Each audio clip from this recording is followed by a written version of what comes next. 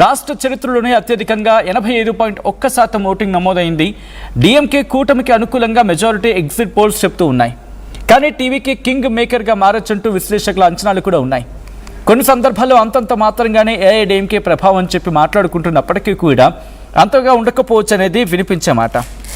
And దీంతో పాటు interesting development ఏంటంటే గత కొద్ది రోజులుగా వస్తున్న సర్వేలు కావచ్చు, లేకపోతే ఆ సర్వేలు చెబుతున్న అంచనాలు కావచ్చు, ఎక్కువ శాతం అంటే ఆ రెండు సర్వేలు, అది చాణక్య టుడే కావచ్చు అండ్ యాక్సెస్ మై ఇండియా, ఈ రెండు టీవీకేకే పట్టం కడుతున్నాయి దాదాపుగా. యాక్సెస్ మై ఇండియా అయితే ఏకంగా 92 నుంచి 120 స్థానాలు విజయ్ దక్కించుకోవచ్చు అని చెప్పి ఘంటాపదంగా చెబుతూ ఉంది. At the same time Chanakya today ఏకంగా 68 స్థానాలు, 60కి పైగా స్థానాలని టీవీకే దక్కించుకోవచ్చు అని చెప్పి చెబుతూ ఉంది. అసలు ఏం జరుగుతోంది? మరి ముఖ్యంగా తమిళనాట రాజకీయంలో ఇప్పుడు మూడో కొత్త పార్టీ అంటే అధికారం గురించి మాట్లాడుకుంటున్న సందర్భంలో గత 40 ఏళ్లుగా ఇటు డిఎంకే, ఏఐడిఎంకే వీళ్ళిద్దరి మధ్య అక్కడ పోటాపోటీ ఉంది. ఇప్పుడు ఈ రెండింటినీ దాటుకుని మూడో పార్టీ టీవీకే పార్టీ అధికారంలోకి వచ్చే అవకాశం ఉందా? ఎందుకు లెక్కలు మారుతున్నాయి అక్కడ? మరి ముఖ్యంగా ఎలక్షన్ ముందు వరకు కూడా ఎక్కడా వినిపించిన టీవీకే పేరు ఎందుకు ఇప్పుడు టీవీల్లో సైతం మారుమోగిపోతోంది? ఎందుకు ఒక్క మాటలు చెప్పాలంటే ఎంత రచ్చకు దారితీస్తోంది? విజయ్ అని నేను అని చెప్పి తమిళనాడు ముఖ్యమంత్రిగా విజయ్ ప్రమాణ స్వీకారం చేయబోతూ ఉన్నారా? లేకపోతే స్టాలిన్ చుట్టూ తనే రాజకీయాలు నడిచే అవకాశం ఉందా?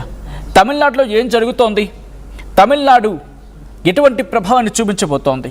తమిళ ప్రజలు ఎవరికి పట్టం కట్టబోతున్నారు?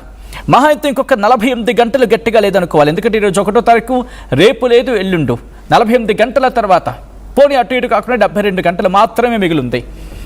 ఈ 72 గంటల్లో అందరి గుండెలు గట్టిగా కొట్టుకుంటూ ఉన్నాయి.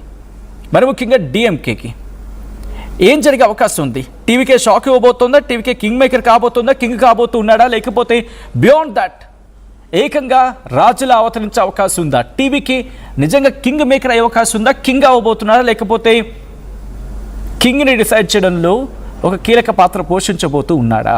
ఆఫ్కోర్స్ అదే కింగ్ మేకర్గా మాట్లాడుకుంటుంటాం. అండ్ దీనికి సంబంధించి డీటెయిల్గా మాట్లాడుకునే ప్రయత్నం చేద్దాం. ఇదే అంశానికి సంబంధించి విశ్లేషణ అందించేందుకు తమిళనాడు నుంచి సీనియర్ జర్నలిస్ట్ శాస్త్రి మల్లాది మనతో పాటు లైవ్లో జాయిన్ అవుతున్నారు. ఒకసారి శాస్త్రి మల్లాది దగ్గరికి వెళ్ళే ప్రయత్నం చేద్దాం. మల్లాది శాస్త్రి గారు, నమస్తే సార్. నమస్కారం సార్. శాస్త్రి మల్లాది గారు, హలో, నా మాట వినిపిస్తుందండి? నమస్కారం సార్, చెప్పండి సార్. మల్లాది శాస్త్రి గారు, ఏ కారణాలు ఇక్కడ ప్రభావితం చూపిస్తూ ఉన్నాయి? ఎందుకు అధికారంలోకి వచ్చే అవకాశం ఉంది టీవీకి అని చెప్పి ఇటు యాక్సెస్ మై ఇండియా చెబుతోంది, సింగిల్ లార్జెస్ట్ పార్టీకి అవతరించని చెప్పి చాణక్య టుడే చెబుతుంది. విజయ్ చుట్టూతో ఎందుకు రాజకీయం నడుస్తుంది ఈసారి తమిళనాడుకి?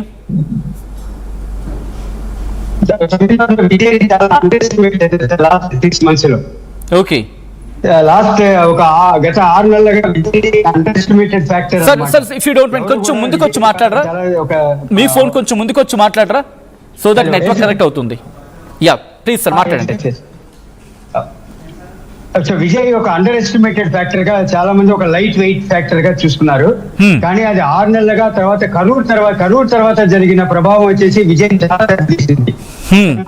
అనుకోని రీతిగా విజయ్ కి చాలా ఒక డెమోగ్రాఫిక్ డివిడెండ్ అంటారు మన ఇండియాలో. Voters population India is enjoying the demographic reflection అని చెప్పి కూడా మన ఆంధ్రప్రదేశ్ లో చంద్రబాబు నాయుడు ఎప్పుడు కూడా చెప్తా ఉంటారు. ఆ యంగ్ ఓటర్స్ యొక్క రిఫ్లెక్షన్ ఉంది.